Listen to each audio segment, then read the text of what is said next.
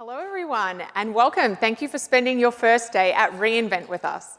My name's Georgia Borghese. I'm a Global Account Manager here at AWS and have the pleasure of being your host for today's session. NBC Universal drives media effectiveness through modernized TV. Media entertainment customers, of which we have many of you in the audience here today, are faced with complex use cases driven by changing consumer behavior. AWS is here to be your partner through that journey. We've invested in 6 key solution areas, including domain-level expertise, partner solutions, AWS services, and resources to provide thought leadership and purpose-built technology across content production, media supply chain, broadcast, direct-to-consumer and streaming, data science, and analytics for media, and our most recently launched monetization. Here to share more about how AWS has helped NBC Universal accelerate their monetization goals, please join me in welcoming Jessica Reed, VP of Product Marketing, who will later be joined by Eddie Lee, SVP of Enterprise Product. Thank you. Thanks. Hello. Thank you, Georgia. Thanks, AWS. Thanks, re:Invent. I don't know. What's up? What's up, re:Invent? It's Monday, we're kicking it off. There's more than 8 people, I feel like we're already winning. So I'm gonna walk through our agenda, because who doesn't want to start without an agenda? So I'm gonna do a little intro to who NBC Universal is, in case you don't know. I'm gonna do an overview of our One Platform, which is our proprietary tech stack, much of which is powered by AWS, hence ostensibly why I'm here. I'm going to talk about where AWS fits into that tech stack, and then we're going to have 2 specific examples of how we've collaborated with AWS. I'm going to talk about in-flight optimization for better linear TV performance. I know, could not sound more exciting, get ready. And then Eddie Lee, my colleague at NBCU, is going to talk about clean room integrations for better streaming performance. So, who is NBC Universal? We love a good logo soup slide, so let's kick it off there. You may know the NBC part of NBC Universal, which is our broadcast network. You may know the Universal part of NBC Universal, which is our movie studios and our theme parks. But we're actually a lot more than that. And so we own 12 television networks, 13 actually if you count Universal Kids, but we don't target there. That includes entertainment, news, sports, I mean really everything, right? We also have Spanish language content, which is a really important part of our portfolio with Telemundo, Deportes, and Universo. And we own Fandango, which I think a lot of people don't know, and that's really a treasure trove of first-party data when it comes to movie tickets and movie preferences. We're also part of the Comcast family, and so that includes Sky in Europe, and of course there's our crown jewel streaming service, Peacock. And you can see also we've got the Comcast businesses, we have local, we have syndication. We've got not just Universal Pictures, but also Focus Features and 2 different animation studios with Illumination and DreamWorks, and our parks, which are worldwide. But let's get into the advertising side of the business, because that's what I'm here to talk about. So for years, marketers have had this choice that they had to make between what you could think of as like the world of big media and the world of big tech. And when we think about big tech, historically, it's been mostly social platforms, tends to be user-generated content focused. Small screen tends to be desktop, but especially mobile devices. But then on the plus side, there's these incredible treasure troves of first-party data, really automated functionality, proprietary technology underlaying everything, and then measurement not just on delivery of campaigns, but on real KPIs and outcomes. When you think about the world of big media, which is where NBC Universal is traditionally thought of, it's premium video, right? This is not user-generated, this is premium, world-class, professionally produced, culture-defining content in a lot of ways. Tends to be on the big screen. Sometimes we call it the big glass. We like to have different words for everything. Big glass, big screen, television screen. But it's traditionally been transacted using small panel-based data. So, traditional age and gender demographic data that is based on, say, 40,000 respondents, extrapolated to 110 million television households in the country. Also, I would like to point out that not all of us live within the gender binary. I myself am non-binary, so I don't fit into the women 25 to 54 demographic. Manual processes, just so much back and forth, Excel spreadsheets, phone calls, emails. There may still be fax machines involved. I'm not gonna say there aren't. And it's been traditional demo measurement, really focused again on did we deliver to that age and gender demo that we targeted from the start. But with one platform, we're really bringing together the best of both of those worlds. And we think of NBCUniversal's one platform as TV modernized. This is a video platform, the first premium video platform that combines the power of that professionally produced content, really culture-defining moments across news, sports, entertainment, on every screen, desktop, mobile, connected devices, national broadcast, and cable television, with the benefits that come from big tech. We have this amazing first-party data that we're collecting across all of those properties that I showed on the previous slide. We're increasingly leaning into precision targeting, so that real one-to-one addressability, as well as targeting through national linear television, which I will explain a little bit more in a minute. Automated buying, we're really increasingly building programmatic pipes to all of our inventory. In fact, all of our live inventory across Peacock and our streaming properties is now available programmatically. And we started that in the World Cup last year. We gave programmatic access to this really premium culture-defining experience. And outcome-based measurement. We're really, really focused on showing how buying premium video drives outcomes for our clients. And the result of this is something that we think of as kind of the new social. CTV, which is that big screen experience, is now super personalized. And we've scaled it and made it as relevant as a social feed. You log into Peacock, what you see and what I see are gonna be different, right? Those recommendations are gonna be different, the ads are gonna be different, all of which is because we have this foundation that is driven by data. It creates a better experience for consumers, but it also drives better engagement for our advertisers. And we are an advertising organization, so that's kind of a big deal to us. So how do we do this? We're really breaking with legacy in 4 key ways. So starting with data and identity, we're going from this small data, that panel I talked about, and these really broad targets to using big data sets, including our own first-party data and precision targets, like really going down to that person level.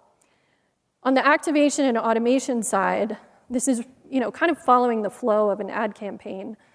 Once you have your audience, you have to activate that audience, and typically that's been done platform by platform, screen by screen, in a really manual fashion. Even on the digital side, it's been a very manual process.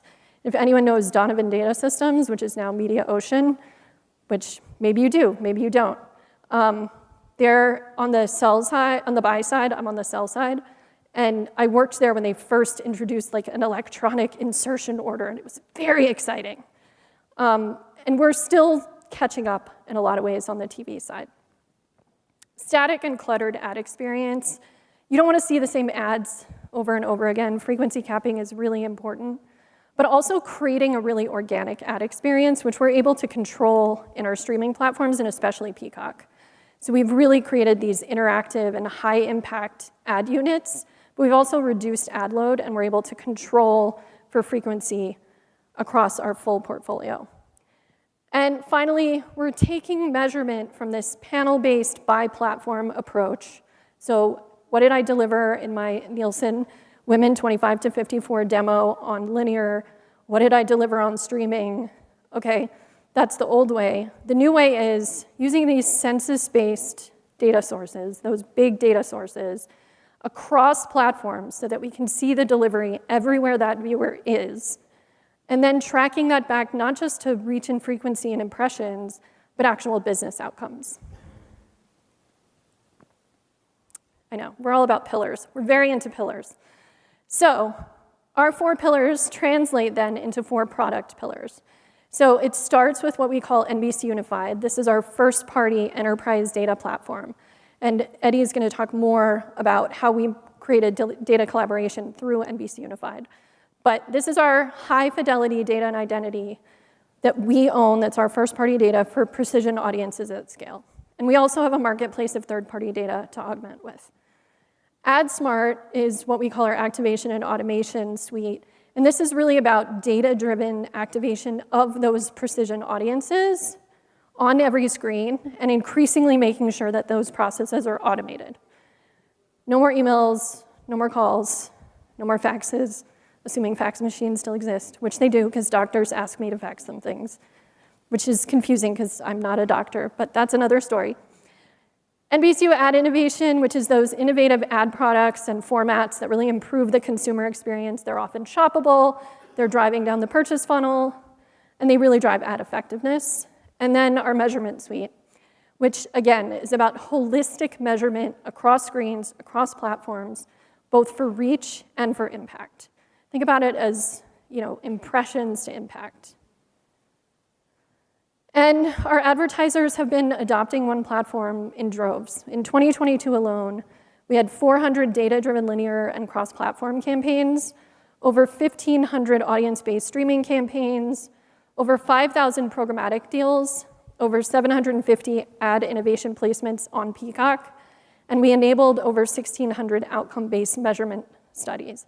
And that's on the buy side and the sell side. So we can do measurement on behalf of a client, or the client can do the measurement themselves using data that we provide to them through our data collaboration.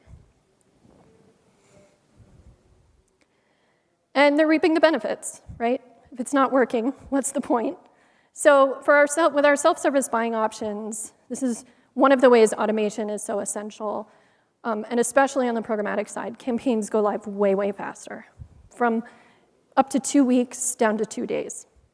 The creatives, when we use those ad innovations, are much more impactful, 24% on average, higher purchase intent using those ad innovations. When we do data-driven targeting on television, which is really key for us, target CPMs go down by an average of 16%. So that's 16% better cost efficiency for our clients when they use data, and their sales go up. 16% on average sales lift from those data-driven linear campaigns. So, where does AWS come into this? Pretty much everywhere. AWS is foundational to our infrastructure. You can see across every pillar we're leveraging AWS. As I said, I'm going to talk about the linear side of this, one case study, and Eddie's going to talk about clean room integrations, but really across the board, we are leveraging AWS and especially S3 to ensure that our architecture is scalable. And not having that on-prem and having it in the cloud just means everything is faster for us, right? Like all of the processing is faster, but it also means we can go to market faster. Okay, so some examples. All right, before I get into this, how many people know how national linear television spots are scheduled? I see one hand, 2 hands. Okay, so all of you, basically. We've got experts on linear television. I don't need to explain anything. So linear television, by the way, I'm using the words linear television. How many people even heard those words before today? Okay, so not very many. So when I say linear television, I'm talking about what's thought of as broadcast and cable television, right? So like what you watch live as it's happening or on demand within, say, 3 days, or do people still DVR things? I don't know, on your DVR. So that is linear television, and it's called linear because it's a linear schedule, right? Like there's something at 8, there's something at 9, there's something at 10, something at 11. So it's a linear schedule of programming, as opposed to streaming, right, where you kind of watch what you want when you watch it. That includes both what you watch through a cable box and what you might watch through if you have Hulu Live or YouTube Live. Like all of that is still, if it's that broadcast, that live broadcast, that is linear television. And typically, as I said, it's been sold on age and gender demographics, And the process, like a client will come to us and say, I want to reach, I'm just going to keep harping on women 25 to 54. And I want to reach them in this much on Bravo, this much on E, this much on Sci-Fi. Like they come to us with where they believe that audience is ahead of time. And then we build spot schedules manually around that. So there's this initial media plan that's like this much percent in these places, and then we have traffickers who go in and manually in a system put those spots in different places, like Monday, 8 to 10 on Bravo. Obviously, super efficient, super scalable, really built for the future of television. Our goal with this AWS and NBCU in-flight optimization is to really change that, right? We want to transform what's called TV log scheduling to behave more like a digital ad server. So the digital ad server, everything's in real time, right? Those decisions are happening in milliseconds, if not less time than that. And using viewership forecast data as opposed to kind of taking what the client gives us and going from there. And we want to be able to automatically move these TV spots around to where audiences are actually watching so we can deliver their campaigns in full. Television is not at a place right now, linear television, where you can do real time. Like it's not going to be real time decisioning, but the closer we can get to that is just going to drive much more efficiency for us and for our clients. So, where does this fit in? It does not fit into ad innovation, which is confusing, and just pretend that you don't see that pillar name on the slide. This is really about delivery, so it's kind of in between that activation and measurement pillar. Because this is, once you've built your media plan, you want to follow that audience where they are. And so this is where AWS is coming in. So this AWS-powered log scheduler, it places TV spots more intelligently to meet those audience impression goals. So if you look at CNBC, Bravo, E, Gulf, I mean, you see all the networks. We want to be able to fluidly move across those networks to reach the audience where they are, as opposed to X% on Bravo in this day part, X% during below deck. We really want that to be much more fluid, much more like how digital content and advertising delivery happens. Try not to break it again. So our partnership with AWS, there's some really strategic opportunities here that are going to drive these really important outcomes for us. So it starts with reducing liability. Liability is a term that I found really confusing when I joined a media company. I was like, are we lawyers now? But this is where we underdeliver campaigns and we owe clients something, right? Audience deficiency units or ADUs, we owe them make goods. We owe them money back, or we owe them units to take place where we underdelivered. And we really want to reduce that. We also want to increase advertising revenue by really optimizing these campaigns. We are an ad sales organization, after all. We want to reduce manual operations. The way that ADUs and make goods and even just trying to change spot schedules in flight right now happens is through emails and phone calls and spreadsheets and taking spreadsheets and recoding them into a system. It requires a ton of approvals on every side. It's just not efficient. And we really want to make this more automated and smarter. And speaking of smarter, we want to improve the quality and accuracy of these placements. So on the outcome side, with the in-flight optimizer that we've built with the AWS, we're really simplifying how we're doing these jobs and replacing those manual tasks with automation. We've built a modular, adaptable architecture that's going to ensure we're future-proofed. As I said, fax machines not so future-proofed. We want more visibility into delivery and where we're placing our spots, which this is going to enable. And then again, we want that flexibility. This flexibility is so key to be able to place ads across day parts, networks, and eventually platforms. Our focus for this first phase has been linear optimization, which again is that traditional TV, but eventually we want to get to a place where this is fluid across screens. So we've intentionally designed this to support growing and evolving needs for NBCU. Again, it's modular. We're talking about loosely coupled microservices as the foundation of the architecture. Makes it more resilient, it's more flexible. It allows for us to really optimize technical solutions for specific workloads. We're using data science. I would argue, the smarter the system can become, the more it learns, the better those placements are going to be. I don't know why I would argue that. It's because I'm a lawyer, right? We're talking about liability. And it's flexible and it's scalable. We need to be able to grow how we do this across day parts, across networks, across platforms. And this solution has really been architected to ensure that those capabilities are going to be possible. So you can see the foundation of all of this is AWS from start to finish. And we've used both AWS as a foundation as well as open source solutions where it's made sense, the goal really being the right tool for the job. And all of this is automizing, that's a new word. Optimating and automizing, that's what we're doing here at NBC Universal. And you can see down on the NBCU One platform how foundational to our tech stack AWS is. So our goal moving forward, we're in a crawl phase right now. These are creepy icons that I regret selecting. But we're in the crawl phase right now, which really is replacing that legacy TV technology with modern tech that understands television rules and can be more ad server-like in its decisioning. This is focused on the traditional linear television model with demographics.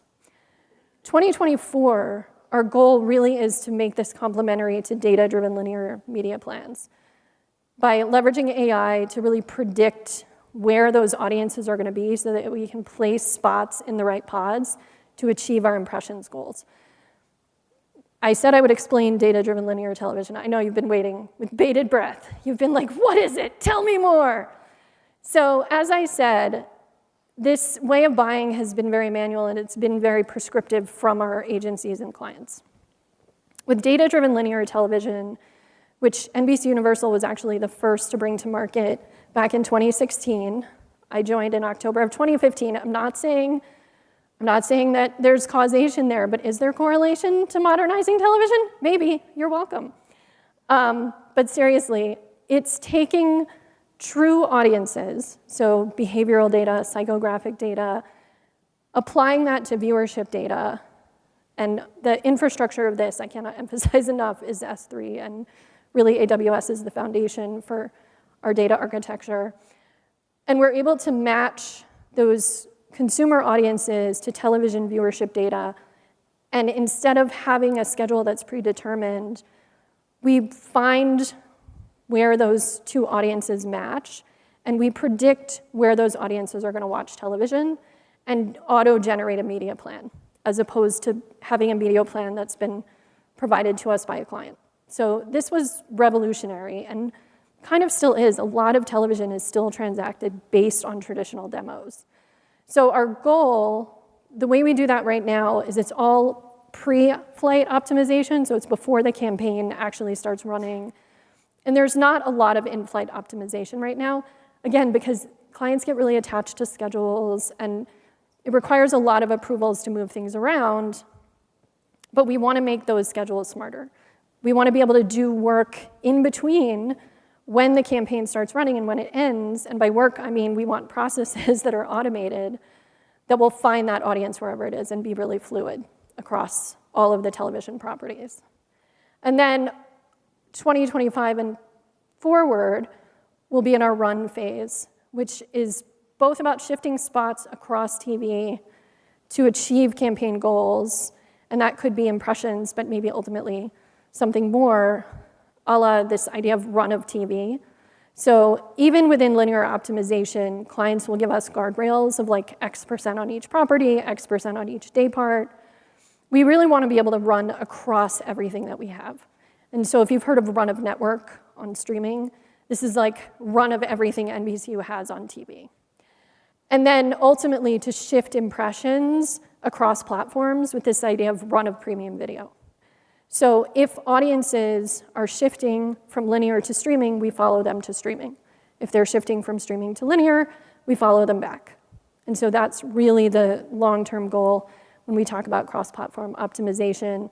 And it's really leveraging all of the work that we have done with AWS. And this initial crawl phase took less than 6 months to get off the ground, which is pretty mind-boggling. So that's it for me. I'm going to hand it to Eddie Lee, who's going to walk you through AWS Clean Rooms.